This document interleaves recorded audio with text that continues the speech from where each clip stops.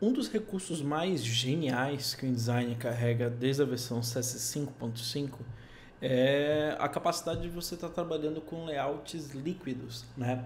Como eu falei no vídeo anterior, o InDesign ele te dá a possibilidade de estar fazendo estudos de como o seu conteúdo vai ficar em outros dispositivos e, por consequência, né, em outros tamanhos.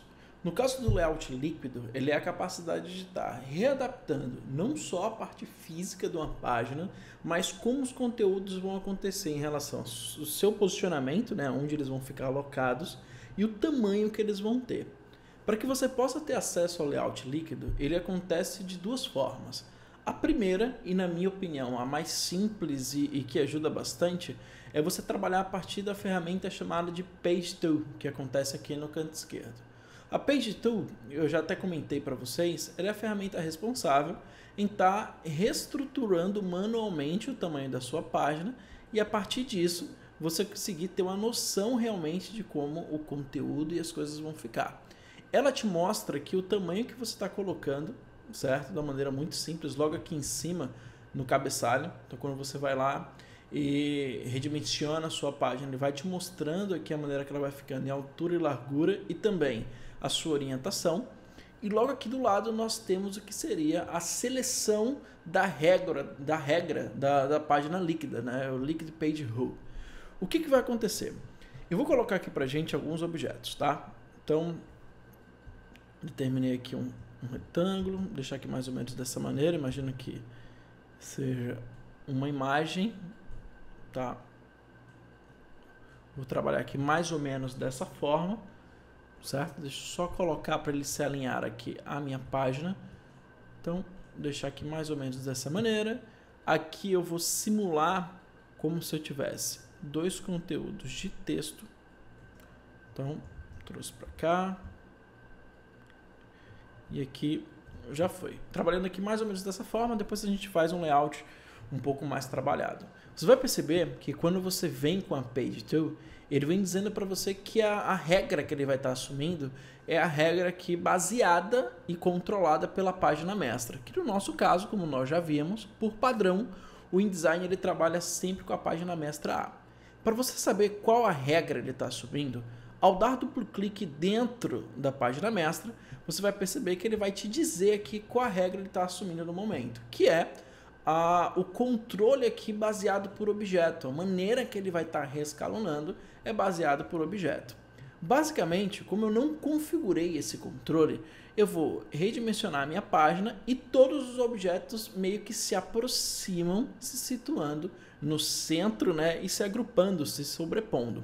Se eu quero começar a mudar um pouco essa estrutura, eu posso muito bem vir aqui, por exemplo, e cair para o que seria a escala. O scale, o que ele vai fazer? Como o nome já diz, ele vai pegar todos os elementos e os espaços entre eles, e no momento que eu reduzir essa página, ele vai reescalonar meus elementos de uma forma que eu consiga manter a proporção ou mais próximo da proporção possível. Entendam que esse controle que eu estou fazendo aqui agora, de usar a Page Tool e redimensionar, é um controle de teste. Porque, na verdade, quando você for redimensionar o conteúdo, ou você vai criar um layout alternativo, certo? Como eu mostrei para vocês no vídeo anterior, ou vocês vão criar um novo documento e vão readaptar o conteúdo da maneira mais interessante. Então a escala ela vai estar se preocupando em escalonar os elementos de forma proporcional, levando em consideração o seu tamanho, que é óbvio, e o espaçamento entre eles. Então isso, dependendo da situação, é bastante útil. O que é legal vocês perceberem é que a escala em primeiro contato, né, ela pode ser o método mais inteligente.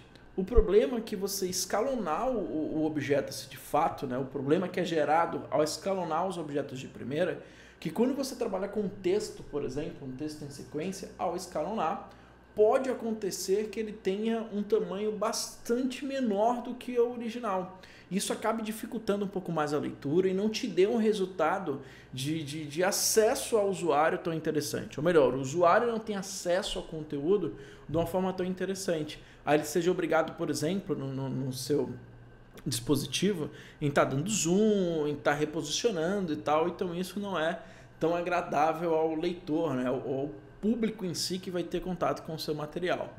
Fora a escala, nós temos outro método que é o recenter. O recenter ele é bastante útil também, né? Como o nome já diz, ele vai recentralizar os elementos sem mudar tanto o tamanho deles, ou melhor, não mudando o tamanho deles.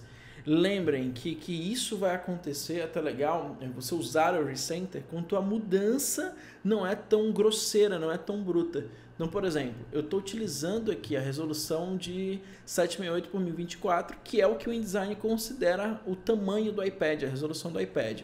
Mas se por acaso eu caio para um iPhone, você vai perceber aqui que o recenter ele não é funcional. Você vê que ele é bastante grosseiro e tal, porque ele recentralizou, beleza.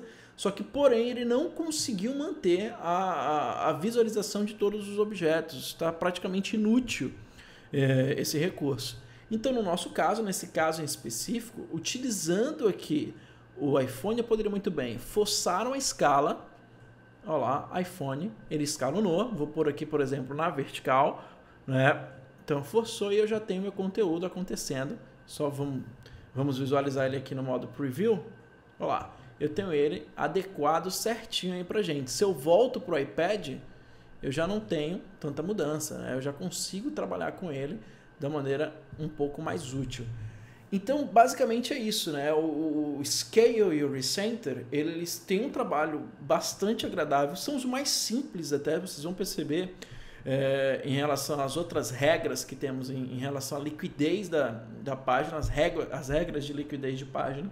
Porém, o resultado dele, ele te força situações mais específicas, né? Eu preciso ter um layout e um conteúdo totalmente favorável para utilizar essas regras, beleza? Então é isso, próximo vídeo eu falo de uma maneira mais direcionada aos outros dois métodos, né? As outras duas regras em relação à liquidez, que é baseada ao objeto e as guias, né? Object Based e o Guide Based, tá? E é isso aí, até o próximo vídeo.